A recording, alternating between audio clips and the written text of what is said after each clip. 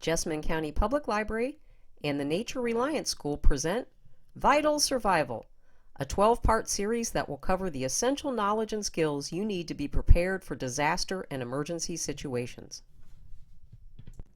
In Lesson 9, Craig discusses situational awareness and how to apply it to everyday life. If you are interested in exploring this topic further, check out these resources available at JCPL. Stay tuned after the lesson to learn how you can be entered to win one of Craig Caudill's books.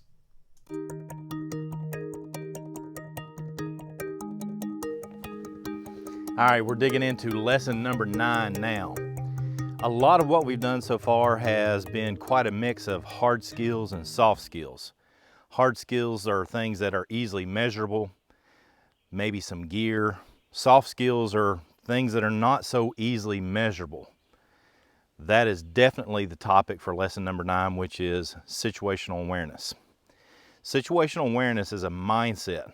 It's something that you practice on a daily basis, and it's something that if you put a lot of time and effort into it, in the beginning it's going to feel like you're rather paranoid, but when you get to the end, you're going to have a much more fulfilling existence, both to enjoy life as well as to be more safe. So let's dig into situational awareness. First thing I want to do for you is build a foundation on why it is very important to have good situational awareness. It's what a lot of people refer to, particularly the United States Marine Corps, as being left of bang.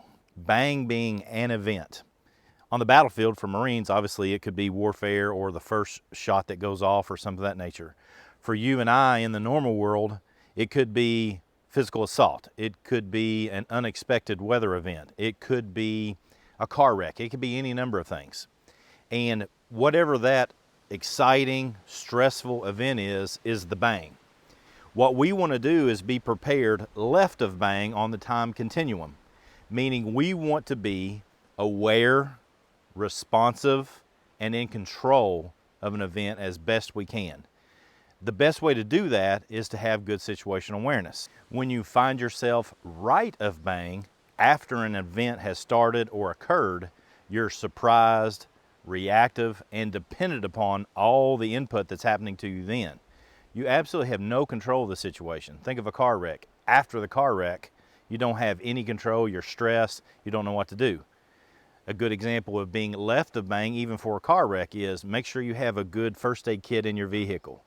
Make sure you wear your seatbelt. Make sure you're paying attention to everything that's going on around you. Don't assume that all the people that are driving around you are going to follow the law. Pretend as if everybody around you is not going to follow the law and drive accordingly. These are all things that you're doing left of bang that require a fair amount of situational awareness, will keep you safe in any situation. As far as starting to develop your situational awareness, there is a really important term for you to understand, and that is called baseline. Baseline is how any environment looks in its natural state, whether it's a wooded wilderness environment like this or an urban setting. How does that environment look? For example, what does the people that go to a country music concert, what do they look like versus ones that go to a heavy metal concert or a rap concert? There's a certain look and feel that you get from the music, from the way people dress, from the way that they look. And that way, if something stands out, it doesn't mean that there's a problem, it just warrants your attention. For example, if I'm driving down the interstate and everybody's driving a certain speed, and then I see another vehicle going by at a very high rate of speed, it's not something I'm ignoring. You probably already do that, but what I want you to do is apply that same concept in any environment that you find yourself in. If I go to this area, a wooded area, and I see that the leaf litter on the ground looks a certain way, and then all of a sudden there's all this stuff that's happening in the forest leaf litter. Leaves are overturned, branches are down, branches are broken and stuff of that nature. Something happened there that warrants my attention. For wilderness survival, that's very valuable. That could be a sign of wildlife. That could be a sign of other people that could help me. If I go into an urban setting, I go into a restaurant, how do people normally dress in that particular restaurant? Where do they sit? Can I look and see the front door? Can I see exit strategies wherever I sit? Do I have the ability when I walk into this facility to be able to exit for safety, defend myself if somebody wants to be aggressive? These are all things that baseline is very important that you should monitor at all times. Now this next point is another point that we're going to borrow heavily from our friends in the United States Marine Corps. It's what they refer to as the combat rule of three, meaning for battlefield tactics, for example, there's a heaping amount of stress, and what happens for a lot of humans is that under such stress we freeze and we don't get things done that we need to get done. So in that particular sense, Marines are taught if three things stand out of place, you've got to pay attention and do something. Here's how we apply that concept to normal life for me and you. It's what I refer to as just simply the critical rule of three. If you recognize that there are three anomalies in the environment that you're existing in, walking in, recreating in, wherever it is that you find yourself, then without a doubt, that is something that warrants your attention. Meaning you should see if it's something that could cause danger. Perfect example for you right here. Let's say that I want to go exercise and I want to go to a high school track, for example, and I want to run around that track. And I go there and I see a group of people that don't normally run on the track. Actually, they're just there. That's anomaly number one. That doesn't mean there's anything wrong with what they're doing. They might actually just be hanging out and having fun, and that's perfectly fine. But what happens if once I get out, they all en masse come towards me? That's anomaly number two. And as they're coming towards me, they're exhibiting aggressive behavior, mean-spirited, yelling, some of that nature. Those are three anomalies to a normal situation. It's not that I have to do something to them, but at the very least, I recognize that's probably a situation I need to get away from, if at all possible. And if I can't get away, I need to be able to defend myself like we discussed in previous lessons. Now, the next thing we need to understand is that there are obstacles to having good situational awareness.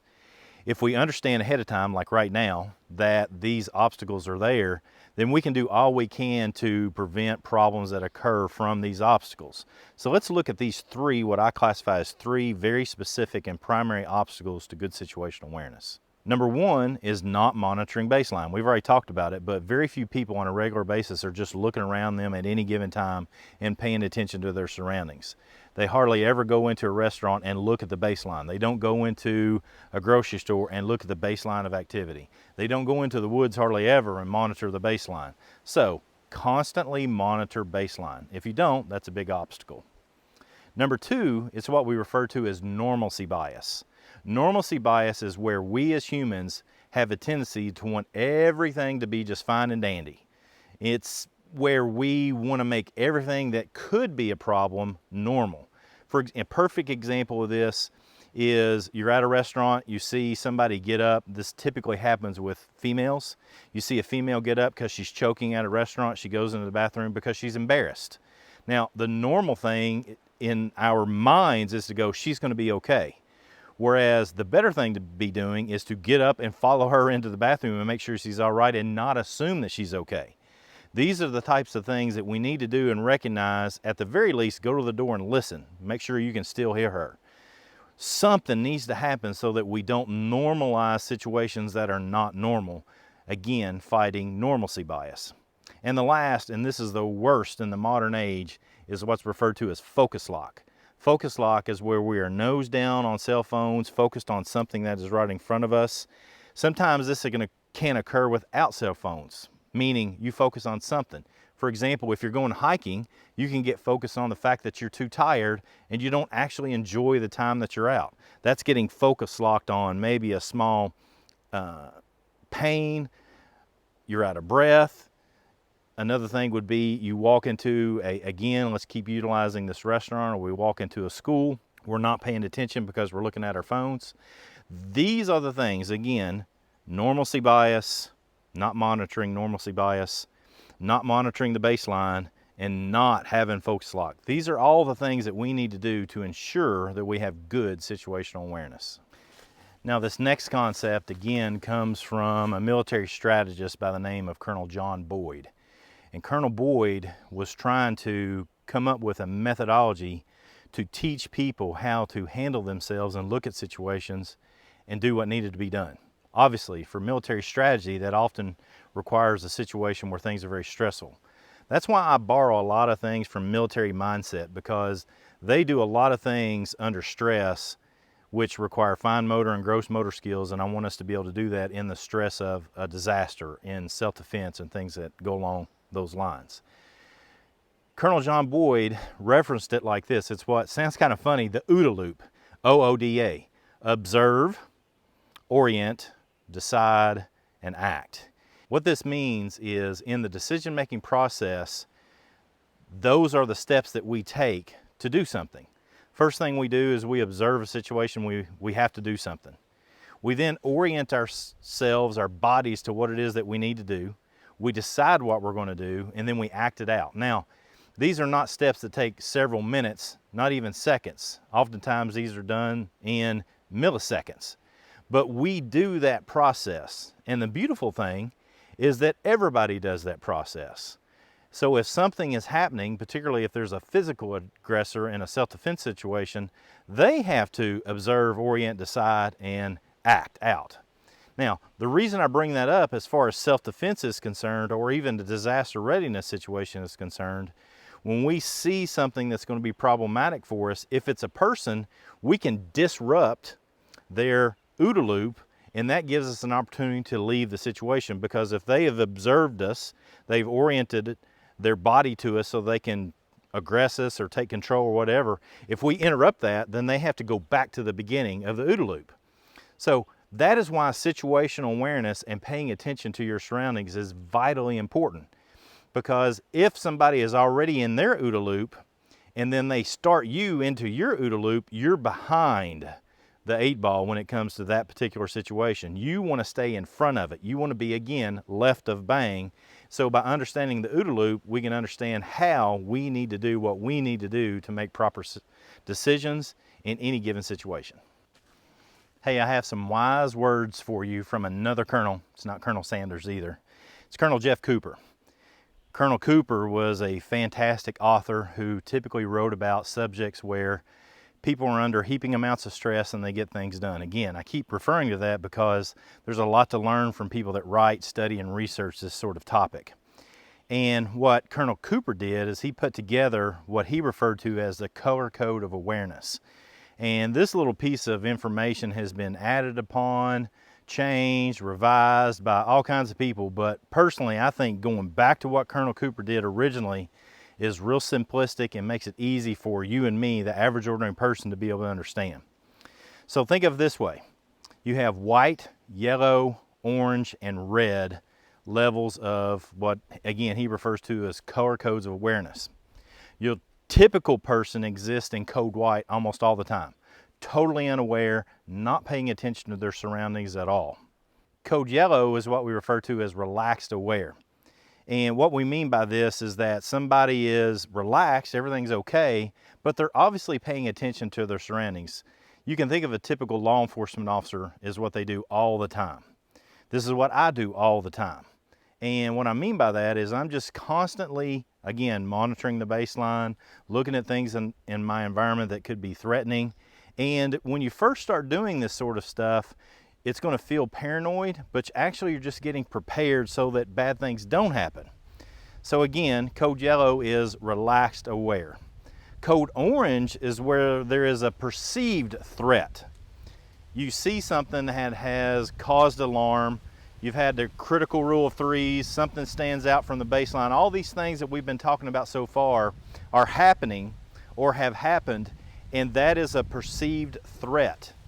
That's when you must start doing something, at least paying more attention to what's going around, remove yourself from the situation, start to orient your body so you can defend yourself. Code red is where there is a verified threat and you have to address it.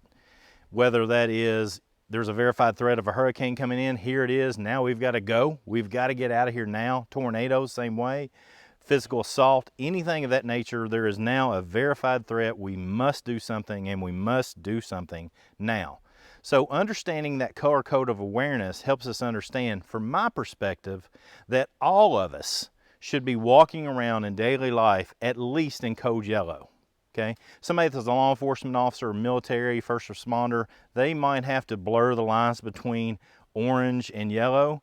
But for the rest of us, we definitely need to be in that code yellow so that we're relaxed, but we're also aware of what's going on around us, and avoid and encourage our friends and family that exist in code white to get out of it. Pay attention, get off your phone, look at where you're driving, all these things where we're actually paying attention to what it is that's going on around us.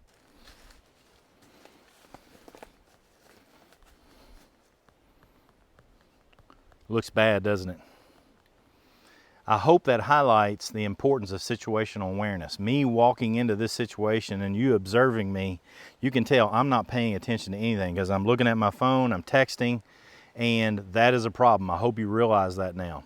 So as you move forward after this lesson, what you need to do is exactly that. Observe your surroundings more. Get out of that focus lock. Put this away as much as you possibly can. And again, if you do this, not only you're going to be safer, but you'll be able to gain more from life that comes around you. You'll be able to see more, you'll be able to appreciate more, and you'll have a much better existence in daily life. So come on, join in. Let's pay attention together.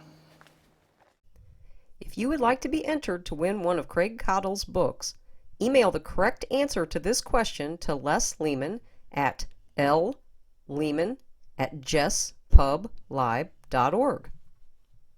What does the term left of bang mean? Thanks for watching. Check out the JCPL YouTube channel for more videos in this series.